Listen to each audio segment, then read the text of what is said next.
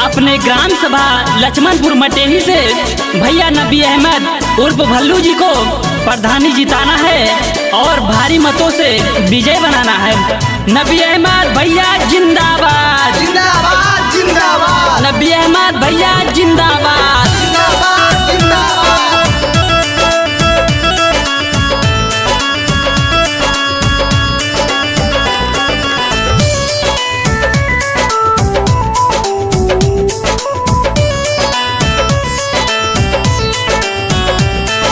भैया नबी अहमद के विजयी बनाई जिताई अब की बारी।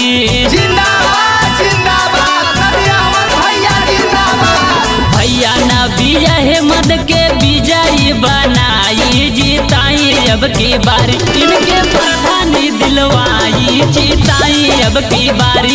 इनके प्रधानी दिलवाई जिताई अब की बारी।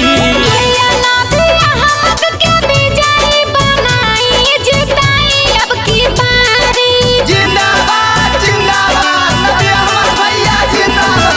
भैया नबी अहमद के विजयी बनाई जिताई अब की बारी। इनके प्रधान बनाई जिताई अब की बारी। इनके प्रधान बनाई जिताई अब की बारी।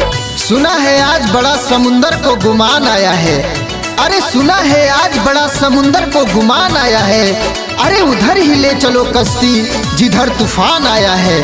और हमारे नबी अहमद उर्फ भल्लू भैया जहाँ भी पहुँचते हैं तो सब लोग यही कहते हैं कि हमारा होने वाला प्रधान आया है, प्रधान आया है।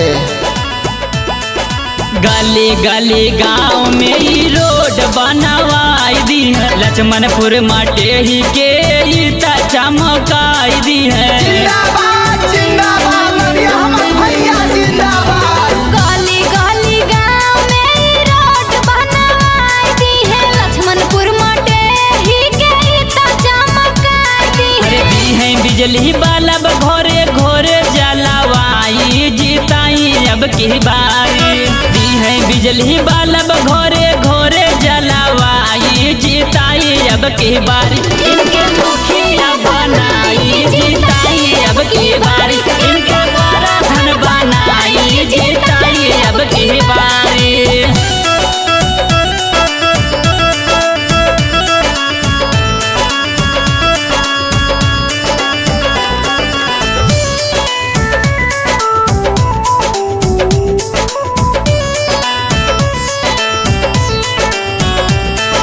अहमद भल्लू भैया के मुखिया बनाई दी।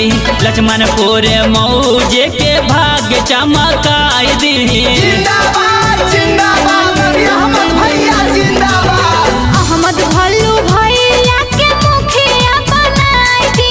लक्ष्मणपुर गौवा के अपने चमकाई। इंदिरा आवास पास अब की अपन करवाई जिताई अब की बारी।